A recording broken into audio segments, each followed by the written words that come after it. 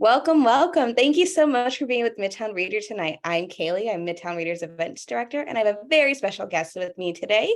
Do you want to introduce yourself? I'm Silas House, and, and I'm really glad to be here. Uh,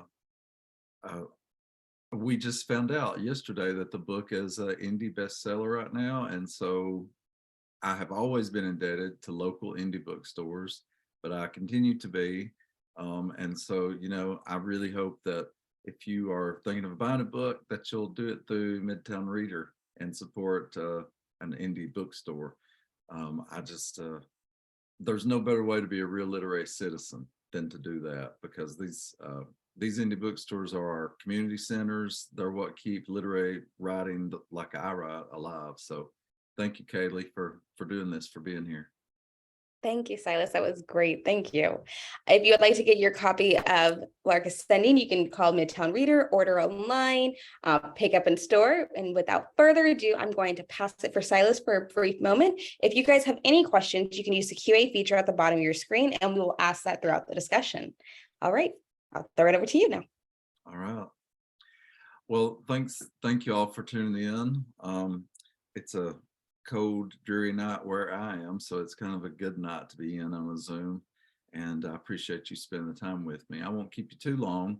On one hand, I know that we're all so thankful for this technology, and it's kept us connected in ways we couldn't have been during a terrible time. But on the other hand, I know that some of us have Zoom fatigue, so I won't keep you too long, but I'm also glad to stay and answer questions as long as y'all want to talk. I'm going to read just two short scenes from the book. And first of all, I'll just tell you that this book for me it's in many ways, it's a real departure for me, mainly because it's set in the near future. And I never thought I would write a book that was set in the future. I read all kinds of books. I'm a very eclectic reader. I don't tend to reach for science fiction or speculative fiction, dystopian fiction. However, I have read some books that fall into those categories, but I usually chose them because like, for instance, Station 11. I didn't choose that book because it's sort of, a speculative fiction. I chose it because I had heard that her writing was beautiful and the language was wonderful. And also, I just loved the theme of, the way that art must survive and that we need art to survive. And so I was thinking along those same lines with this book, that I was thinking of it more the way I've thought of all my books, that it's about characters, it's about relationships, it's about family, both blood and created. It's about community, the natural world, the environment. And I've always been writing about those things. All 7 of my novels are about all those things. And what makes this different is it just so happens to be set in the near future. And I am having to do some world building in that way, and sort of creating a political backdrop and imagine a climate catastrophe. And so I looked very closely at predictions for where our current politics is taking us. And I also looked at several climate change scenarios and what could happen. And the one I lit on was one that deals more with forest fires and Americans and being driven up into the Northeast. And so the family in this book, they're just trying to survive. And these 2 parents are trying to protect their son, LARK. And they join forces with another small family, and they walk a long way from Maryland, where they're from, Western Maryland, up and hide out in the mountains of Maine for a few years before things catch up with them there. And eventually they're on a refugee boat headed to Ireland, and they're aiming for a place called Glendalough, which they have been told is a safe place. And Ireland is a place that is out of the threat of this new kind of, extreme weather that is really ravaging North America, and the Mediterranean and lots of parts of Europe and Africa. But like I said, even though I have to talk about all that to set it up, that's really all the background. And what's important are these relationships between Lark and Lark and the love of his life, Arlo, um, or Lark and Helen, this mysterious woman that he meets and journeys across Ireland with, or most importantly, I think, Lark and a dog named Seamus. Um, for complicated reasons that I won't give fully away, there are not very many pets left in the world. And Seamus may be the last dog left. And so Lark is the only member of his family who makes it to Ireland. And I'm not giving too much away. That all happens pretty early in the book. And once he's in Ireland, he is in deep grief. He's lost everybody he loves, and he is incredibly lonely and frightened. He doesn't know what to do. He just knows he's aiming for this settlement called Glendalough, and he finds a dog. He finds this dog, and he has a little tag on that says his name is Seamus, and he's a beagle. And they form this incredible bond and this incredible trust. And part of that is because Seamus is in deep grief as well. And so one of the most interesting parts of writing this book for me was that I got to write some of the chapters from Seamus's point of view and to sort of inhabit a dog and think about the way they see the world and mostly how they smell the world and taste the world. And so I'm going to read you a little scene from Seamus's point of view here in a minute, but first I want to read a scene where Lark and Seamus have been walking a while, and they have just been in a really dangerous situation. And here they've sort of is a moment of respite for them. Before long, dusk began to spread its quilts out over the land, the time when shadows fall and stillness yawns and stretches its shoulders, a quiet. The birds hushed and all the little live things in the grasses and trees were silent before they began their singing. Crickets and cicadas, tree frogs. That had always been my favorite time of day. The woods of Ireland were not nearly as loud as those back home, but the soft sounds were a comfort nonetheless. The eastern sky was ablaze with a rich pink that reminded me of watermelon we had had one time, back when gas was still possible to get for normal people. A traveling grocer had brought it into our town all the way from Kentucky to trade, and my mother had given a handful of dried beans for it, an extravagance. But my mother had been unable to deny me the pleasure of tasting it once the man cracked it open there at the market, revealing its perfect ripeness. I remember its thick, hard rind that hid the sweet crispness inside, a taste that made me close my eyes to better concentrate on savoring it. Everything reminded me of the people I had lost. I reached out to pat Seamus on the head, and he looked up at me with appreciation. When I stood, he gave me a concerned look, and then he was patting alongside me. A sweet-smelling breeze eased past us and gave life to the legion of small leaves decorating the ash and oak trees as we made our way up to the summit. Ahead, there was a circle of slender stones standing on their ends. They were all just a bit taller than me. One of them had fallen over, but the rest stood straight. The grass around them swayed in the breeze, a bright green turned golden by the now violet color of twilight. I had read about Stonehenge and figured these were kin to that way of thinking. No doubt they had stood here for centuries. This had been a holy place visited by tourists, but I felt as if I was the first person to see them in a long while.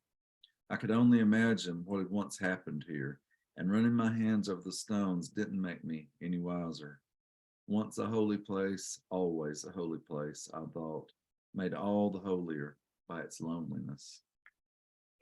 And so I've been really lucky to spend quite a bit of time in Ireland and have made really wonderful friendships with people that allow me to go there more often than I would be able to otherwise.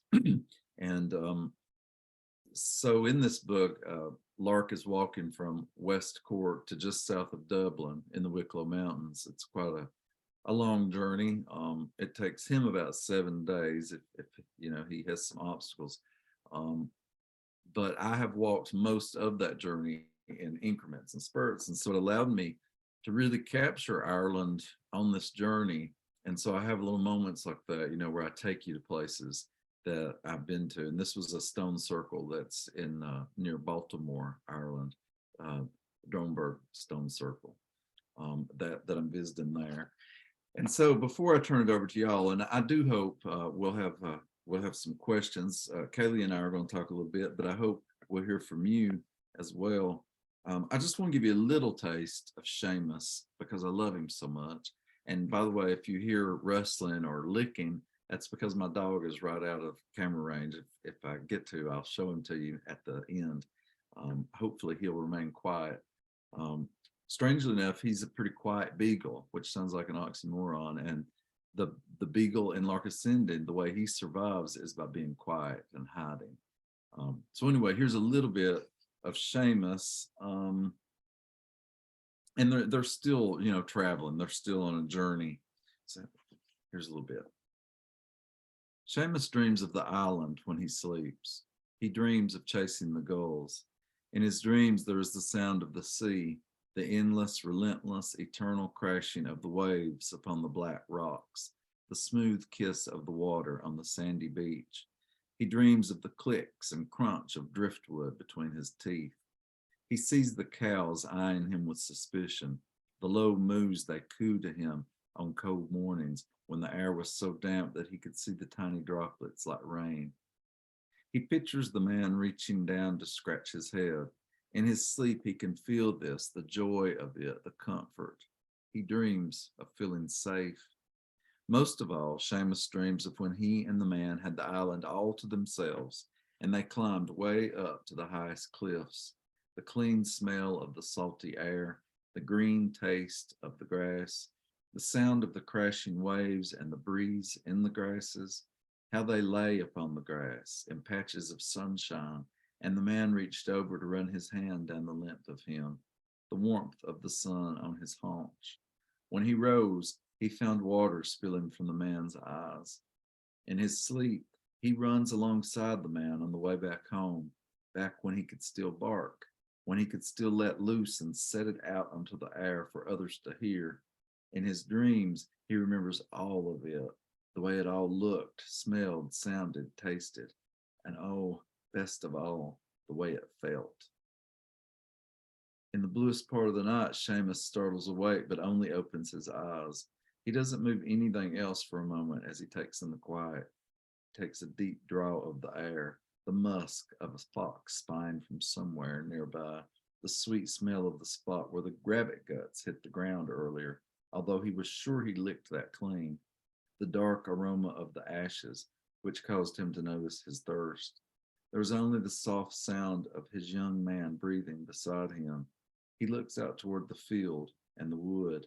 He can see the black figures of trees against the sky, which is gray and blue at the same time. He looks to the young man's face, which is very close to his own. Right now, the young man has his arm wrapped around Seamus, and his hand is tucked under his belly, and his face is like the sea on a calm day. Seamus is just fine with that, as it feels good for someone to hold on to him. Only when the young man sleeps does he not look worried. Only when he sleeps is he not in motion. He is always wanting to keep moving. Come on, boy, he says every time Seamus pauses too long over a good scent or just wants to sit and let the breeze wash over him. And so you probably notice there's a lot of aromas in there. And of course, you know, when you're trying to capture a dog's point of view, you have to really think about the olfactory senses. So it's a book full of aromas in that way. I thought it would be really interesting to not only do that when I was in the dog's point of view, but also to do it when I'm in LARK's point of view, to have the human be that aware of senses, just like the dog is. And so one scent that is carried throughout the novel is the smell of cedar, which is something that LARK identifies with the love of his life, who he got to be with for just 2 years, and Arlo just loved cedars. And so, all throughout the book, even when Lark is a 90-year-old man, he can rub his hand down a tree and draw in the scent of his first love and his truest love. So with each book, I like to really challenge myself in some way on one particular thing. And for me, capturing scent was one of the main things I did in this book. So Kaylee, you have some questions you want to talk a little bit, and then we'll take some from the audience. Yes, okay. So audience, you can start putting in your questions and I will go ahead and start asking mine. And I will be super mindful to not do any spoiler alerts. So I'll hang around. We did get a few comments. Diane said that it was totally beautiful. Mary Lou said, you just made me want to cry again with those dog passages. I always look forward to which of your characters I will carry with me. The dog for sure. Thank you. Okay. Okay, so let's get started. So what started the fires? They're the result of a climate catastrophe. I mean, that's one of the projections for climate change is that it's going to, it's just going to make all weather more extreme. And, those extreme weathers will all have their own results. And one of the things that gave birth to this book for me, that the scenario of including the climate catastrophe, was that when Australia burned, and I mean, so much of the country was burning. And then I read the terrible statistic that 1 billion animals died in that fire. And I was just I really grieved over that, and it got really tangled up in a personal grief I had. I had lost my aunt who was very close to me. And the book really started of me writing a book out of deep grief, and I'm writing a character who's in deep grief. So he's not only mourning for personal losses, he's also mourning for these huge sort of global griefs, like the demise of democracy, climate change. And I just think over the last few years, all of us have witnessed so much sadness, whether it was the pandemic that kept us from each other, or witnessing extreme police brutality before our very eyes, or school shootings, or, witnessing bombs raining down on Ukraine. There's just so much sadness, and it feels so oppressive. And so I wanted to write a book that explored that darkness so that I could get to the light, so I could get to the hope. Because even though this is a book about catastrophe, it's aiming for hope and joy and beauty. Oh, that's deep. That's a deep one. I'm trying to figure out how to segue from that. So how long did it take you to write this? When did you start writing it? Was it during COVID when we were in the sense of lost? I wrote this book, for me, it came very quickly. All in all, I guess I spent about 3 years on it. My last book before that, I spent about 8 years on. So this was a quicker book for me. I finished this book sort of at the height of lockdown. So that would have been like the spring of 2020, I guess. And then, my editor and I went back and forth with revisions, and it takes a while to get published and all that. But I really felt like this book was given to me in a way that a lot of novels haven't been. And I tend to think that the books that feel that way are better because I don't have to claim much responsibility for it. You just feel like you had your antenna up, you were listening, and you were receiving.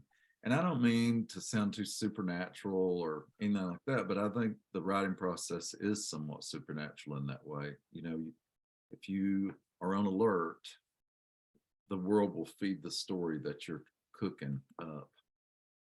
Oh, goodness. So now, is there anything that you would change about the story? I don't think so. Okay.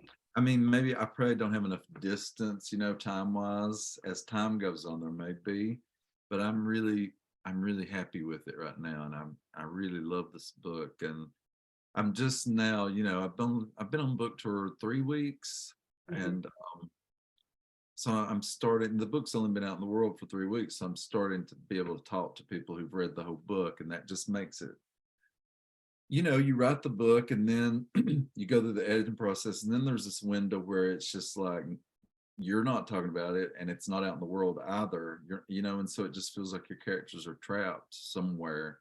And so this is like these are halcyon days for a writer, because you feel like your characters are finally getting to breathe and you're getting to talk about them with people and find out if people like them or not.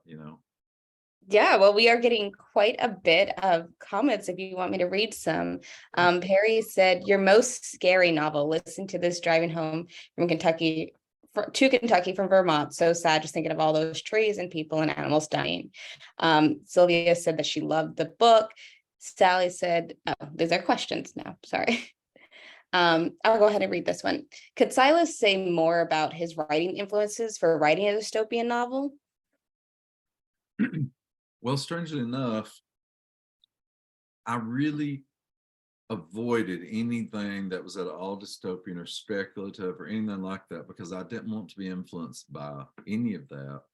And so what I did instead was I turned to the far past for inspiration, because my thought was there's this, catastrophic worldwide thing that's happened. We've been thrust really into the past. There's no electricity. People are living in these small groups together. The population is decimated. So this world, even though it's 20 years in the future, it's more like 500 years ago or whatever. And so I look to books like Robert Louis Stevenson's Kidnapped, for instance, which is not 500 years ago, but it's the past. It's way back in the past. It's pre-electricity, etc. And I really wanted the book to have sort of a timeless quality to its narrative voice. And looking at Kidnapped in particular helped me to give it to that. I also looked at, I was very influenced by The Call of the Wild and White Fang by Jack London. There are not that many novels, especially literary novels, told from the points of view of dogs or animals. And so I looked to the master for that, Jack London. And I really I very purposely avoided anything that was remotely similar to dystopian or speculative. Now, having said that, I don't think you can live in this world and be a reader and not be influenced by Margaret Atwood as a contemporary writer and person. And also, she's dealing with the rise of fundamentalism, and so am I. That book is deeply ingrained in me, but I didn't revisit it. I didn't look at it again in any way. But it's a foundational book for me, The Handmaid's Tale, I'm speaking of. Yeah. That's the main one for me. Okay. And so I know you try to separate yourself from any current dystopian imagery. However, when I was reading this, I, for some reason, kept getting glimpses of like Star Wars. Did it come from any movies or TV shows that like you watched before and thought about it later on? Well, Star Wars is also ingrained in me. I'm a child of, I was 5 years old when Star Wars came out, the first one, so my whole life, we can't avoid, that's another one we just can't avoid. So, it's probably in there. I wasn't thinking of it at all. I love film. And when I'm working on a novel, I do look a lot to films for influence, for inspiration. The movie that most shaped this book is called Europa, and I'll try to write that in the chat. It's a foreign film from I don't know, the 90s, I guess. And it looks like I can't write in the chat for some reason. But anyway, Europa. It's just a beautiful film about a young man who is a young Jewish man who is traveling through the countryside, trying to avoid Nazis and trying to avoid capture. He's aiming for a safe place. So that's the major film influence on it. I hope some people know that film because, it's so beautiful. I watch a lot of foreign films. Yeah.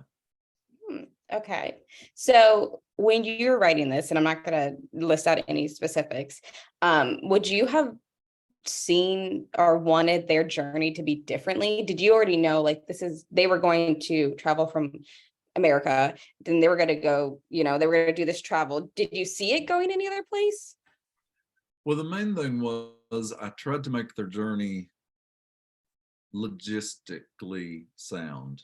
So for instance, when you look at some of these climate projections, they go to Ireland because that's a place that would be safer in this sort of scenario, forest fire scenario. Just because, the way the jet streams run and things like that. And so that was logistical for them to go to Ireland. It made sense for them to, walk to Nova Scotia to get on a boat, so everything had to be there for a real logistical reason. And even though it's set in the near future, I was adamant that it be as realistic as possible. I wanted it all to be very feasible and make total sense. I didn't want to just make up scenarios like, just because I could. Yeah. And also, nothing in this book has not already happened in the world. For instance, there are plenty of countries where LGBT existence is outlawed, as happens in this book. And I really believe if, some of the fundamentalists that are already in power, if they had complete power, that would happen. I'm quite sure that, having looked at their politics. So it's not an outlandish prediction. Women's rights have been stripped. Immigrants, are totally negated, et cetera, et cetera. And so it's all based in reality. I'm just looking 20 years from now, and it's sort of the worst case scenario. Yeah. And so, you are touching on these like hard topics that people don't typically want to talk about. Was it hard when you were writing this? Yeah.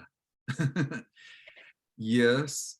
However, it has to be harder on me than the reader because, like I said, I'm taking you to these dark places to get you to the light.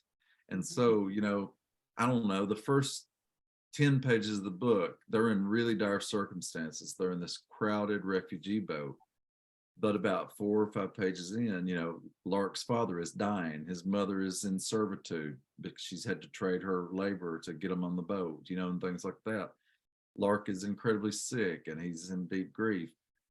But there's this moment where he sees this incredibly blue sky, and it reminds him, even in our darkest moments, beauty goes on and there's joy in the world and there are things to cling to. And I think anybody who's been through profound grief knows that that's sort of, you have to just cling to whatever you can to keep going. You have to make it from day to day. And so, even though it is a dark book and it sometimes is a scary book and all that, I also think it's a book that has a lot of hope and a lot of light and a lot of joy in it. One reason the dog is in it is to balance that out, because the dog's a joyful creature. As far as we know, dogs aren't aware of their own demise. And so he's not worried about all this stuff in the same way. There are moments when he doesn't feel safe, for sure, but he's not existential, like we are. And so it inserts a lot of joy into the book, I think. Okay. So that answered part of the next question. It's, where did you find the inspiration for the character? So we know why Seamus was brought in. So where did Lark come from? Where did Helen come from? Where did these characters come from? I thought about what I would do in the situation Lark is in. And so the way he reacts to the situation is just the way I would react. And the way his parents react is the way my parents would react. They would go into survival mode. They would raise food. They would save seeds. They would preserve food. They would do everything in their power to protect their children. That would be their main focus. And so I was just thinking how my family would deal with this sort of incredible, awful situation. And so it's very much based on them. At the same time, they're very different. For instance, this is my most secular book. All of my books look at belief and doubt, but this book is really, it's a much more, the word just left my brain, not atheist, it's a much more agnostic point of view that the characters have. And so I'm exploring the mystery of faith more, like when you just you know that you feel like there's something, but you have no idea what it is and you have no certainty. That's where these characters are at. And that's very different than my family, you know.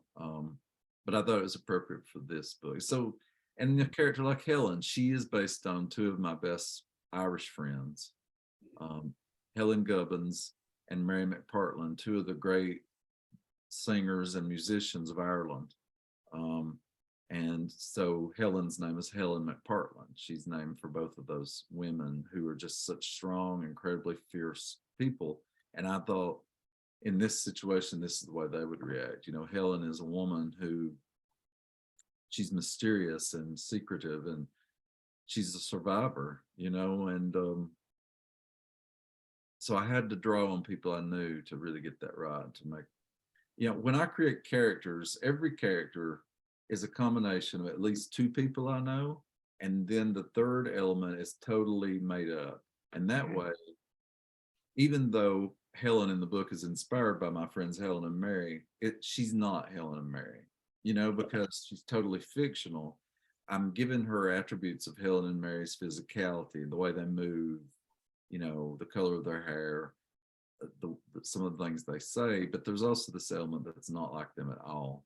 And that's the way they become very three-dimensional characters, you know, or at least I want them to be. Yeah, that's great. I'll ask some questions from the chat. Okay, so Diane says, I see sticky notes posted behind you. Is that a part of your writing process? Well, I do use sticky notes, but this is actually my husband's office, and he is a much more organized writer than I am. So yeah, you can see the whole wall. You can't see the whole wall, but the whole wall is covered in that. Oh, right. Mine are sort of scattered everywhere, like an explosion has happened, but his is very organized. Okay. Marilee says, where do you think this book would lead you in your future storytelling? Well, I mean, it really pushed me, you know. I mean, it got me out of my comfort zone of just writing about Southern families. Is what I've done my entire writing career, Mhm. and sort of like the dynamics of Southern families and Southern families who are put in these situations of great conflict with each other or with the world. And so this moves beyond that, you know, to, for one thing, a lot of the novel is a man who's alone, and he's just, you know, he's walking alone with a dog. Um, Despite that, he's still thinking about his family, and, you know, he's reacting to situations. But it is a lot about solitude and the way that, you know, we have to go through journeys like grief on our own. You know, people can help us, but ultimately we're the only ones who can do it, you know. So it's really different in that way. Um, did I answer that? I went totally, I rambled off. No, yes. Yvonne says, our lives are loud. While it's one thing to be in a grand place that inspires such moments, how do you look for or even cultivate those moments of silence and hand holiness? That's such a good question. Um, I think you have to be very mindful to do that. You know, we live in such busy, wild times. You know, I mean, like I said, I've been on book tour for 3 weeks, and so I have had to really, really seek out quiet moments. Mhm. And you know, this is a strange example, maybe, but I arrived in New York City on Sunday night, and I had a really wonderful and busy time in Nashville. I'd been there for 2 days. I know a lot of people in Nashville, and I got to see a lot of friends. I did a lot of events, interviews, things like that. When I got to New York, I had the whole day where I didn't have to do anything. And then Monday was totally full, Tuesday was totally full. And so instead of like seeking out something, you know, to do, instead, I just walked around Chelsea and the West Village for a couple of hours. And even in Chelsea and the West Village, which is full of all this activity and stuff, you know, there was great stillness, and I was able to find that quiet by just walking and thinking and observing, and just being, you know, sort of heightening my conscience, Um, and I think one part of that is the writer must learn how to heighten their senses of awareness. My friend, a friend of mine, Joyce Dyer, who's a writer, a beautiful writer, she says that you have to become like an animal, and you have to hear like an animal, see like an animal, taste, feel, smell, all that. Um, you have to learn that to write, and so that really also helps to learn how to be still when you do that as well, if that makes any sense. So you just you find ways to cultivate the stillness and the quiet even when you're in a really loud, Damn. crowded city. You have to learn how to do it. I think there's a section in this book where he talks about the two most important lessons for survival. Is one is keep going and the other is be still, and they seem in opposition to each other, right? But it's like you have to identify when one of those reactions is appropriate, and and when to use it. Sometimes you got to be still and sometimes you got to get moving. Okay. And so would you say that that is your writing tip to students who want to become an author and a writer? Is that what you suggest that they do? Oh, that's definitely one of the things. I mean, when you take my writing class, one of the things that we spend a lot of time on is learning how to observe and learning how to shut down everything and be still, and how to, get away from our phones and TV and all that, and just focus on, what's really the most primal important things. Okay. Uh, So Sally said you just mentioned Glenn and Doc and the mystical aspect, but you don't go further into that part. Was that on purpose? Um, that I don't spend very much time there. I just mentioned LARK and the mystical essays, but you don't. Excuse me. Yeah, I mean, I felt like that I laid out LARK enough to sort of give you what you need as a reader. Um, I wanted, I didn't want to linger on that. I wanted you to have just enough to understand that LARK is a mystical place. And I sort of, I want you to have your own conclusions about why it's mystical. As the writer, I don't want to say outright why I think it's a mystical place. It could be for many reasons. And I hope, that anybody who goes to, if you're able to go to Ireland, I really hope you'll go to Glendalough, because it is one of the most beautiful and wonderful places ever. It's a powerful place. So please try to go. Okay. And so now you do leave a lot up to interpretation within this book. For instance, we know that Seamus survives all this time without an owner or the guarantee of food, but how is he doing this? Because he's very, very smart. And he's, he's just catching little moles and little bitty animals, and he's eating vegetation, and he's eating bark and just whatever he can. I mean, he's starving. He's not getting a lot of nutrition, but he's making, he's getting by enough to survive. And also, if you sit down and really figure out the book, he's only been on his own 2 or 3 days when he joins forces with LARK. And once he gets with LARK, like for instance, Helen catches a rabbit and she gives the guts to Seamus, and so he's able to eat that. So he's not really been on his own too awful long when he joins forces with LARK and Helen. He's really lucky that way. Okay. And what was it like when you're writing from the perspective of Seamus? Like, how did you get into a mode to be able to write from the perspective of a dog? Let's see if I can show you.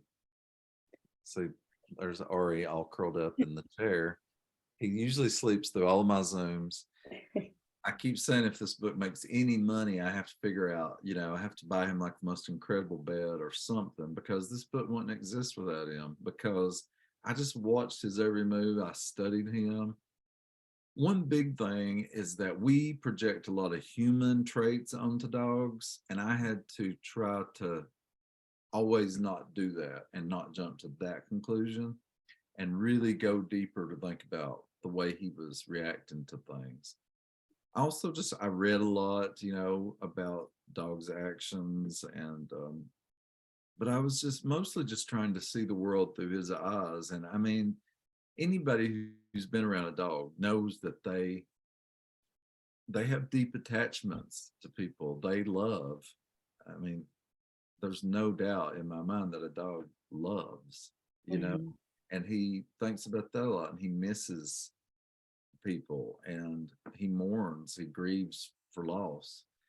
I mean, anybody who's been around a dog knows that a dog gets embarrassed, for instance, and that's a human trait, right? But it's also something that we see happen with dogs, and just things like that.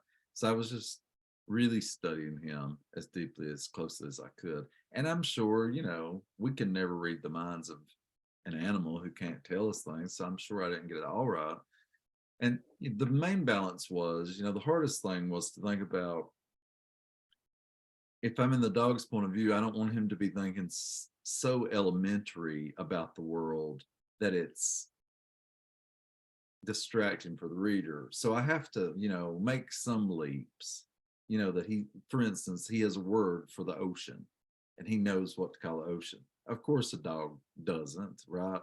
But in his point of view, I had to allow him to have that knowledge, that to call the sea, and Mm, just things like that. So you find a balance with all that. okay. A few more of the questions from the audience. Is there anything about the plot or characters that changed dramatically from your first inception of the story to the final draft?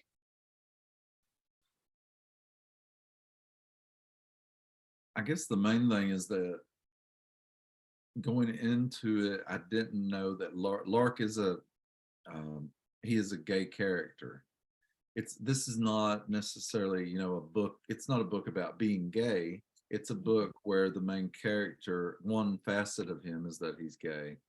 Um, and I didn't really know that going in, but the book presented like the book.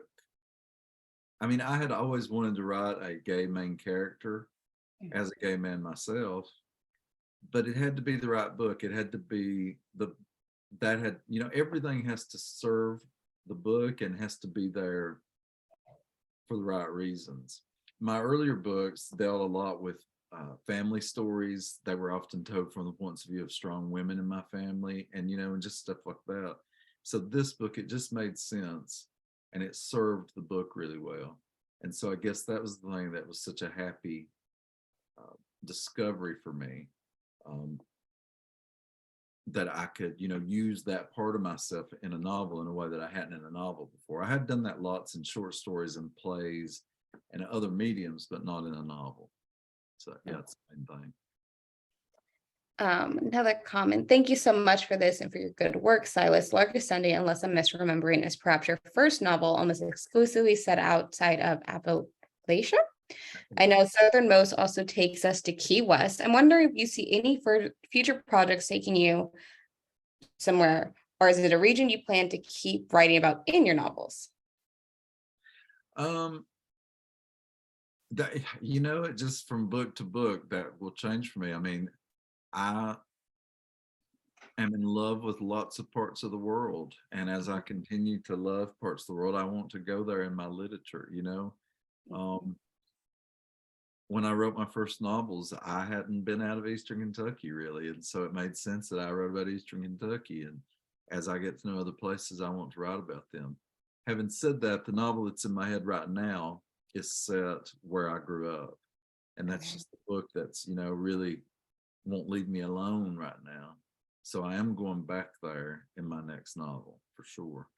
But I think I'll never write a novel that's set in a place that I don't know deeply, that I've not been immersed in, because I'm just the kind of writer I really want it to be.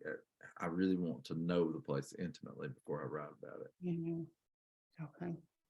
And so now this is going to be kind of like a two-part question. So, will there be a LARK film, I hope so. and or can we see potentially a spin-off happening from LARK Ascending?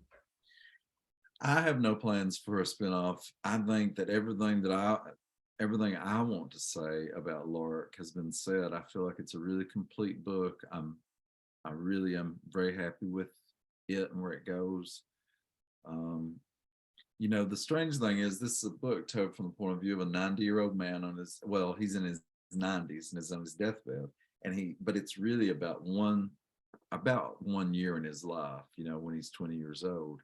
So he says, this is only one of my stories. So maybe there'll be another one.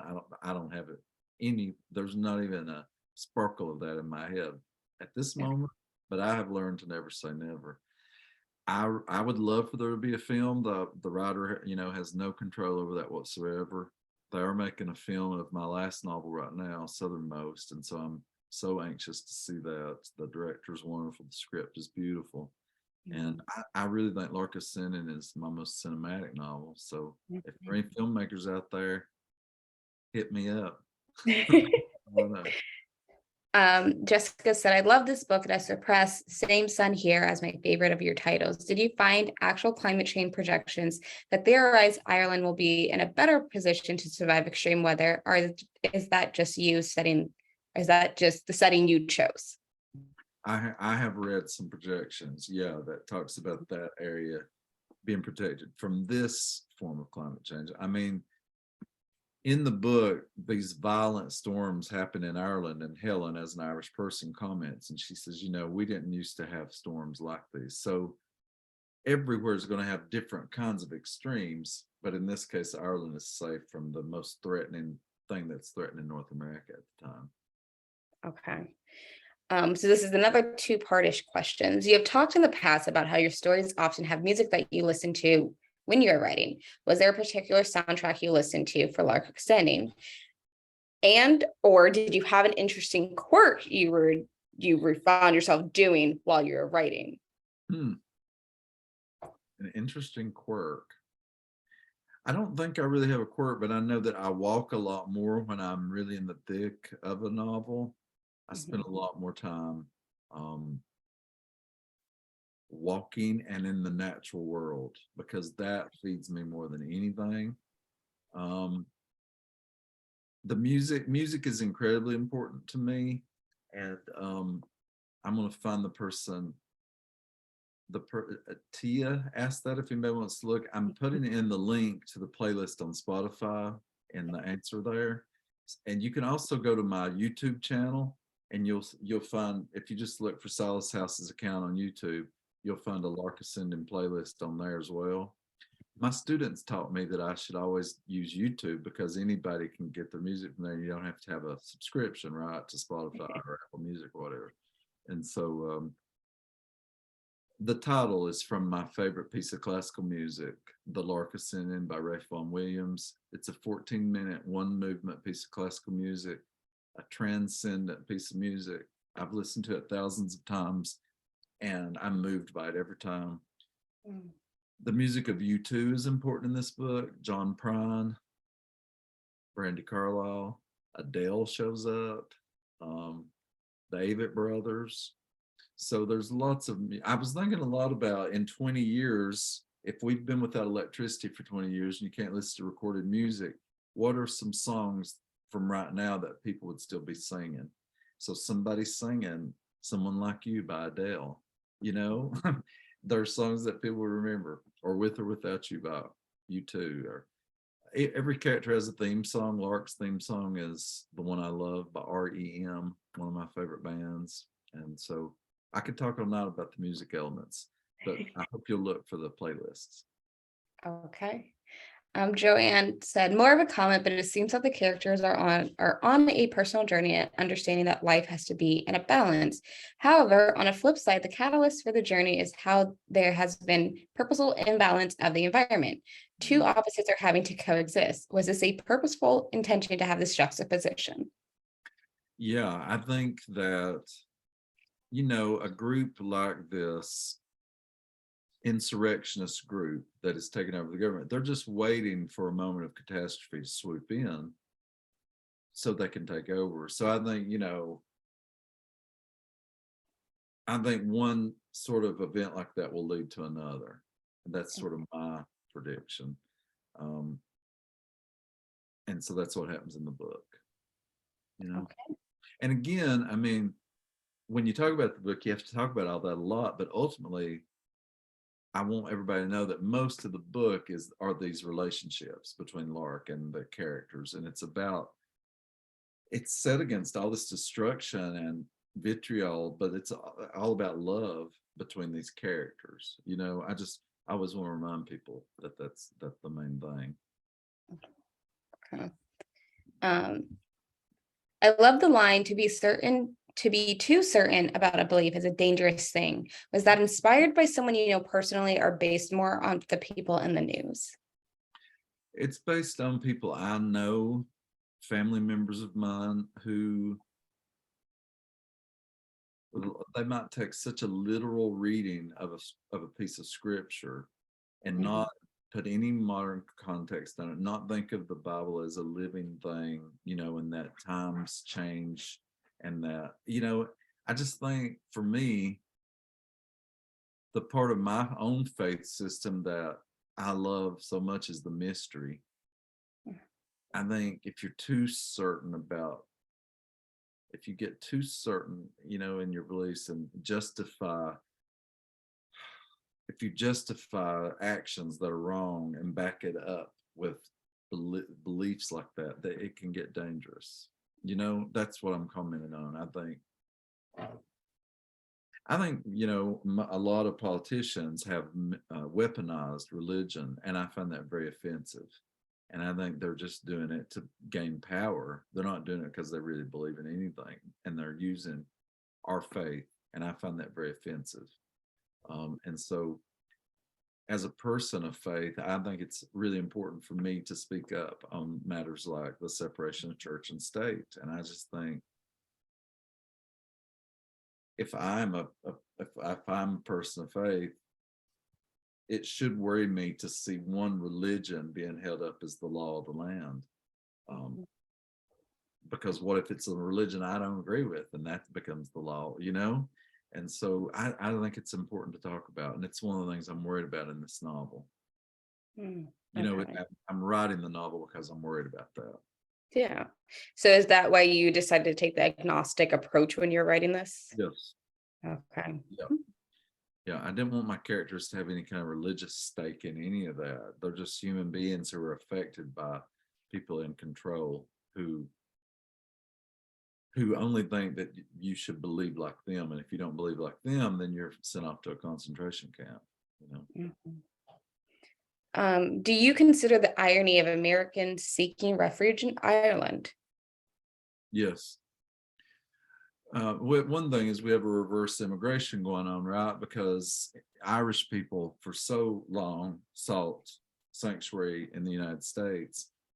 But I'm also using Ireland not only because it makes logistics sense, but also Irish people have been fighting for their autonomy for centuries. And so it makes sense that he goes to a place where he, you know, has to he has to become part of this rebel force that is trying to preserve freedom in Ireland. So it's sort of a continuation of that and commentary on the Troubles. I mean, I'm a great student of Irish history, and so I'm thinking a lot about that. Okay. So to honor your time and our attending's time, I have one last question, then we can move into the wrap up portion. It's my favorite question. I typically like to ask all the authors that I interview. If you can sell this book in one sentence only, what would that one sentence be? Wow, no pressure there. This is a book about somebody in the most extreme circumstances who's trying to be the best person he can be. And I think ultimately that's what we all are doing, or most of us. I should say most of us. I really believe that most people are trying their best to be good and be the best people they can be and to do the least amount of hurt they can. And we're all going through extreme circumstances, you know. So to me, that's the ultimate thing that it's about. That's a great question. Thank you. Yeah, of course. Thank you so much for taking the time to talk with me in Midtown Reader. Please, please, please get your copy of Lark Ascending for Midtown Reader. We ship, we deliver, and you can order online in the store or over the phone. Do you have any last words for today? I would just reiterate, please buy from your from a independent bookstore. And Midtown Reader has made this possible tonight for us to come together and talk. So be a good literary citizen and purchase a book from them. Keep them afloat. So thank you all so much for spending time with me. I appreciate it more than I can say, and I'll hope to see y'all out there sometime. Great. Thank you so much, Silas, and I hope you have a great night. It was a real pleasure to talk to you. Thank you so It's much. really nice. All right. Have a good one. Bye-bye. Bye.